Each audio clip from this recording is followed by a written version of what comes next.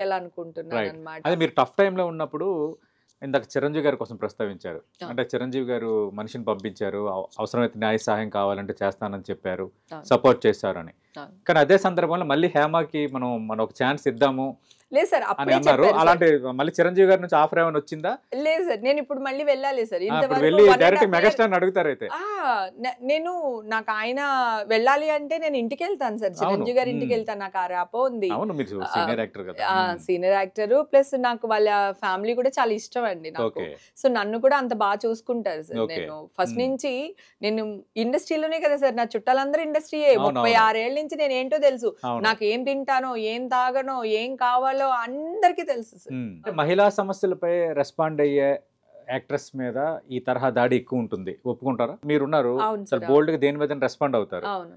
మంచు లక్ష్మి దేని మీదైనా అవును. రెస్పాండ్ అవుతారు. అవును. కానీ ఎక్కువగా వీళ్ళు టార్గెట్ అవుతున్నారు. కానీ ఆ ధోరణి ఉందా? అంటే మేబీ గట్టిగా మాట్లాడడం అవతల వాళ్ళకి నచ్చట్లేదు అనుకుంటా అండి. మా రైట్స్ కోసం మేము పోరాడుతున్నాం సార్. అవును. ఇప్పుడు దీంట్లో నిజం లేదనుకోండి. ఇప్పుడు ఆల్రెడీ ఏసేవాళ్ళు కదా! మళ్ళీ బొకాయిస్తుందిరా, వచ్చిందిరా అని వేసేవాళ్ళు అవునవును. కదా! అవును. నువ్వెన్ని చెప్పినా అంతా మాకు తెలుసులే అంటారు. తెలుసులే అంటారు కదా! అవును.